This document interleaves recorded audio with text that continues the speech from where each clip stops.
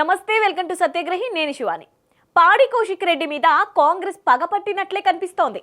దూకుడుగా వెళ్లే పాడి కౌశిక్ రెడ్డిపై వేటు వేసేందుకు పక్కా ప్లాన్లు రెడీ చేసినట్లు కనిపిస్తోంది.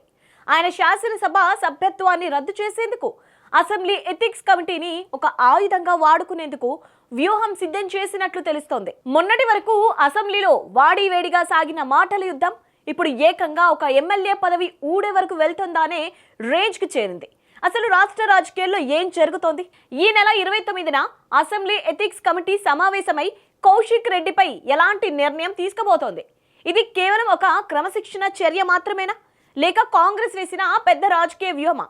ఇవన్నీ ఈ స్టోరీలో చూద్దాం. స్కిప్ చేయకుండా చివరి దాకా ఖచ్చితంగా వాచ్ చేయండి. ఒక్కసారి అసలు ఈ వివాదం ఎలా మొదలైందో తెలుసుకునేందుకు ఫ్లాష్ బ్యాక్లోకి వెళ్దాం. గత అసెంబ్లీ సమావేశాల సమయంలో సభలో పెద్ద రగడే జరిగింది. మాజీ మంత్రి, ప్రస్తుత కాంగ్రెస్ నాయకుడు కడియం శ్రీహరిని ఉద్దేశించి పాడి కౌశిక్ రెడ్డి కొన్ని తీవ్రమైన వ్యాఖ్యలు చేశారనేది అభియోగం. అసలు కడియం శ్రీహరి ఏ పార్టీ అన్నది ఆయన కూడా చెప్పలేరు అనుకోండి. కాంగ్రెస్ కండువా కప్పుకున్నారు కాబట్టి మనం కూడా కాంగ్రెస్ నాయకుడిగానే చూద్దాం. అయితే కౌశిక్ రెడ్డి అంతటితో ఆగకుండా సభలోనే తన చేతులను తుపాకీలా పెట్టి కడియం వైపు గురి చూపిస్తున్నట్లు సైగలు చేశారనేది కాంగ్రెస్ నాయకుల ఆరోపణ. దీనిపై సభలో పెద్ద ఎత్తున గందరగోళం జరిగింది. కౌశిక్ రెడ్డి ప్రవర్తన సభా సాంప్రదాయాలకు విరుద్ధమని, సీనియర్ నాయకుడిని బెదిరించేలా ఉందంటూ కాంగ్రెస్ ఎమ్మెల్యేలు రగడ సృష్టించారు. ఆ రోజు అసెంబ్లీలో జరిగిన రగడ తర్వాత పాడి కౌశిక్ రెడ్డి చేసిన వ్యాఖ్యలు, ఆయన ప్రవర్తనను క్షుణ్ణంగా పరిశీలించి సభకు ఒక సమగ్ర నివేదిక సమర్పించాలని, ఈ వ్యవహారాన్ని ఎథిక్స్ కమిటీకి సిఫార్సు చేయాలని స్పీకర్ స్థాయిలో నిర్ణయం తీసుకున్నారు. కానీ ఇక్కడే ఒక పెద్ద ట్విస్ట్ ఉంది. అసలు ఆ రోజు సభ ఆ నిర్ణయం తీసుకున్న సమయానికి అసెంబ్లీలో ఎథిక్స్ కమిటీయే లేదు. అవును, కమిటీ ఏర్పాటు చేయకుండానే విచారణ సిఫార్సు చేశారు. సరే, అదలా ఉంచితే తాజాగా కాంగ్రెస్ ప్రభుత్వం సీనియర్ ఎమ్మెల్యే రేవూరి ప్రకాష్ రెడ్డిని చైర్మన్గా నియమిస్తూ ఎథిక్స్ కమిటీని వేగంగా ఏర్పాటు చేసింది. ఇప్పుడు రేవూరి నాయకత్వంలోని ఈ కమిటీ ఈ నెల 29న భేటీ కాబోతోంది. ఇప్పుడు అందరి దృష్టి, రాజకీయ విశ్లేషకుల దృష్టి ఆ సమావేశం మీదే ఉంది. రేవూరి ప్రకాష్ రెడ్డి నేతృత్వంలోని ఈ కమిటీ కౌశిక్ రెడ్డిపై ఎలాంటి నిర్ణయం తీసుకుంటుంది?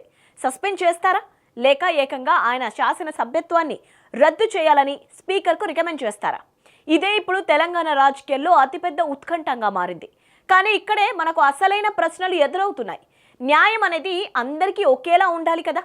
చట్టం అందరికీ సమానమే అయినప్పుడు రూల్స్ కేవలం ప్రతిపక్షాలకే వర్తిస్తాయా అన్న ప్రశ్నలు తలెత్తుతున్నాయి. మనం ఒక్కసారి గత సంఘటనలను గుర్తు చేసుకుందాం.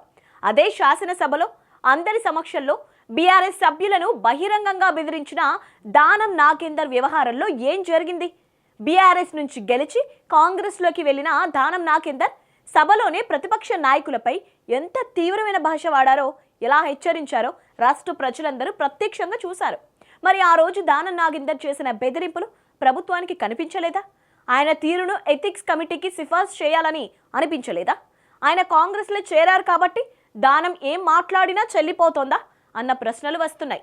అంతటితో ఆగలేదు. అసెంబ్లీ లోపల బయట కాంగ్రెస్ ఎమ్మెల్యేలు బీఆర్ఎస్ నాయకులపై ఎంత తీవ్రంగా రెచ్చిపోయారో మనం చూస్తూనే ఉన్నాం. వారి నోటి నుంచి వచ్చిన మాటలు సభ మర్యాదలకు లోబడి ఉన్నాయా? వారిపై ఎందుకు ఎటువంటి విచారణలు ఉండవు? ఇంకో ఆసక్తికరమైన విషయాన్ని కూడా ఇక్కడ మనం ప్రస్తావించుకోవాలి. ఈ ఎథిక్స్ కమిటీకి ఇప్పుడు చైర్మన్గా ఉన్నది రేవూరి ప్రకాష్ రెడ్డి. ఇదే రేవూరి ప్రకాష్ రెడ్డిని ఉద్దేశించి కొండా సురేఖ కూతురు కొండా సుస్మిత ఏమన్నారో గుర్తుంది కదా? ఆయనను ఏకంగా ఒక డ్రైపర్ నాయకుడు అని వెక్కిరిస్తూ వ్యాఖ్యలు చేశారు. ఒక సీనియర్ నాయకుడిని, ప్రజాప్రతినిధిని అలా బహిరంగంగా అవమానించడం ఎథిక్స్ కిందకు రాదా? మరి కొండా సుస్మిత చేసిన ఆ ఘాటు వ్యాఖ్యలు ఈ ఎథిక్స్ కమిటీకి కనిపించవా? దీనిని కాంగ్రెస్ ప్రభుత్వం ఎథిక్స్ కమిటీ విచారణకు ఎందుకు అప్పగించదు? స్వయంగా కమిటీ చైర్మన్నే అవమానించినప్పుడు లేని పట్టింపులు పాడి కౌశిక్ రెడ్డి విషయంలోనే ఎందుకు అంత పట్టుదలగా పనిచేస్తున్నాయి? ఇవే ప్రజల నుంచి వస్తున్న అనుమానాలు. కాంగ్రెస్ మంత్రులు, కాంగ్రెస్ ఎమ్మెల్యేలు చేసిన తప్పులు, వారు దాటిన గీతలు ఏవి కూడా ఈ ప్రభుత్వానికి, ఈ కమిటీలకు కనిపించకుండా పోవడం నిజంగా శోచనీయం. ఇది ఎక్కడి న్యాయం అని బీఆర్ఎస్ నాయకులు మాత్రమే కాదు, సామాన్య ప్రజలు కూడా ప్రశ్నిస్తున్నారు. తప్పు ఎవరు చేసినా తప్పే అయినప్పుడు విచారణలు, చర్యలు కేవలం ప్రతిపక్ష ఎమ్మెల్యేల మీదనే ఎందుకు ఉంటాయనేది $1 మిలియన్ ప్రశ్న. కౌశిక్ రెడ్డి ప్రభుత్వాన్ని నిలదీస్తున్నారనే నెపంతో ఆయన గొంతు నొక్కడానికి ఈ ఎథిక్స్ కమిటీ సమావేశాన్ని కాంగ్రెస్ ప్రభుత్వం వేదికగా వాడుకుంటోందా అనే అనుమానాలు కూడా బలపడుతున్నాయి. రేపు జరగబోయే ఎథిక్స్ కమిటీ సమావేశంలో ఏం జరగబోతోంది?